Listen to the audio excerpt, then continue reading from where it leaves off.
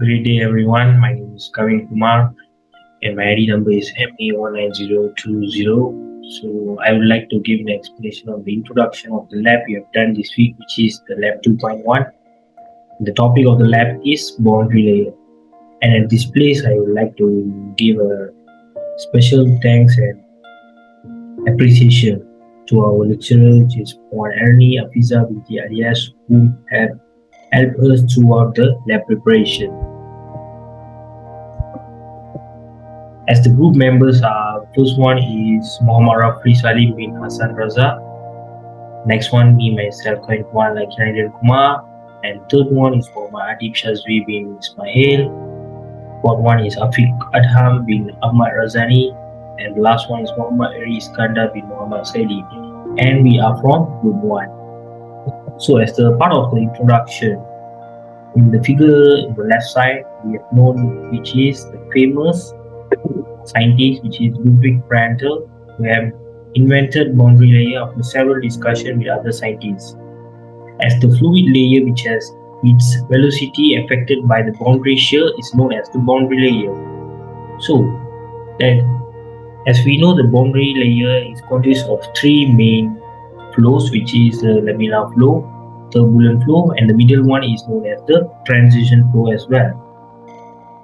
So in the region near the wall flow, the velocity of the fluid particle increases from the value of 0 at the wall to the value that corresponds to the external frictionless flow outside the boundary layer. As the first theory of the boundary layer, Mr. Ludwig has discovered that the boundary layer is included of internal friction of wall, pressure, and shear stress as well. So these three criteria is being used in order to complete or to solve some sort of fluid problems. It is also known that the boundary layer is a space of a large velocity gradients, and generally shear stress increases gradually as the velocity increases.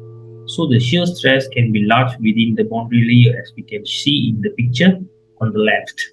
Okay, the next one is that the theory enlarges that it is known that the inviscid flow is present in the boundary layer as well. So it is helpful whenever they complete or to solve the fluid problem. And lastly, they get to know that the separation point is found within the boundary layer, which it will be able to separate the boundary layer from a separational angle, as we can see in the picture. So this is the introduction of our lab.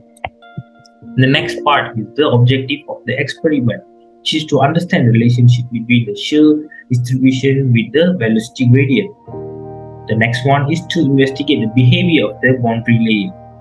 The third one is to determine the velocity distribution of the plate. And last one is the most important one, which is to differentiate between the rough and smooth surface of the plate. As we know, the scope of the experiment is it is essential to determine the split distribution of flat plate with using the apparatus which is provided in the university, which is the HM225.02, and along with the boundary layer apparatus with the combination of the HM225 airflow bench. So that's all from me. Thank you. Assalamualaikum and good day. My name is Afiq Adham bin Ahmad Razani. In this video presentation, I will talk about Chapter 2 on Experiment 2.1, Boundary Layer. Chapter 2, Theory. The force created by flow drag operating in the flow direction, buoyancy, and lateral force are the three named components of the vector acting on the immersion body. Each of these is parallel to the others. Lift typically occurs in the direction of productive work. For instance, the level flight of an airplane is upward, whereas the reverse swing of a racing vehicle is downward. Because it is so reliant on body shape, form drag is a common name for compressive drag, the compressive component of drag. Frictional resistance is what remains. This is because of the viscous shear forces along the body surface. The aerofoil was used in this experiment and designed as a streamlined object to minimize drag and maximize lift. As a result, some of the pressure and shear can be attributed to buoyancy or drag. Another experiment, on the other hand, was a boundary layer of two different surfaces. The boundary layer is the area surrounding the interface with a large characteristic gradient across it. The boundary layer is where the transition from laminar to turbulent flows occur because there is no clear Reynolds number. The boundary layer forms on long, essentially flat surfaces in real-world flow situations. A particle such as a pollutant grain of diameter embedded in boundary layer flow experiences a reduction in flow velocity, the horizontal arrow, relative to the velocity of the unobstructed flow. For example, the free stream velocity. That is all from me. Thank you. Hello, my name is Muhammad Iskandar bin Muhammad Saidi. My metric number is MA19046. So I will continue present about the chapter 3, which is methodology and procedure. The experiment used the HM22502 boundary layer apparatus in combination with the HM225F flow bench. The figure above show the experiment setup. Okay, the first one is laboratory trolley. Number 2, which switchboard. Number 3, bench top. Number 4, millimeter panel. Number 5, flow straightener. Number 6, nozzle. Number 7, receptacle for the accessory modules with measuring glands. Number 8, thermometer. Number 9, regulator flap. Number 10, feed pipe. Number 11, outlet pipe with hood. 12 is radial fan. Okay, we go to the procedure. First is the experiment is set up as figure shown before. Firstly, place the smooth side plate at x equals 0 mm. Then, move caliper until pitot touch the plate surface. Next, set the pitot tube reading to 0. On the switch to turn on the blower. 6. Get the value of hash. 7. Repeat the experiment with different position x equal to 20 mm, 40 mm, 60 mm, 80 mm, 100 mm, 120 mm, and 140 mm. And then change the plate to rough surface and repeat step from number 2 to number 7 to get the reading and the experiment all finished. That's all from me. Thank you. Assalamualaikum and a very good day, Dr. Annie and fellow audience. I am Muhammad Rafi Salim bin Hassan Raza, MA18178. Today I am going to present our group findings on Chapter 4 Result, Graph and Discussion on Fluid Mechanics Lab Boundary Layer Experiment. Based on the provided data on Experiment 2A, Table 4.0 showed the smooth surface flat result. Our calculation find that the highest speed calculated is 228.57 millisecond when plate distance is 80 mm and the time taken is 0.35 second. The second highest speed calculated is when the plate distance is 40 and 60, which is 222.22 mm per second, and the time taken is 0.18 and 0.21 second. Based on the provided data on experiment 2B, table 4.1 show the rough surface flat plate result. Our calculation find that the highest speed calculated is 192.31 millisecond, which is when the plate distance is 100 mm and the time taken is 0.52 second. The second highest speed calculated is when the plate distance is 80 mm, which is 181.81 millisecond, and the time to achieve this speed is 0.44 seconds. Based on our result, we summarize our finding by plotting graph 1.0, which is a speed distribution graph for smooth surface. The vertical axis represents speed in milliseconds and the horizontal axis shows the plate distance in millimeter.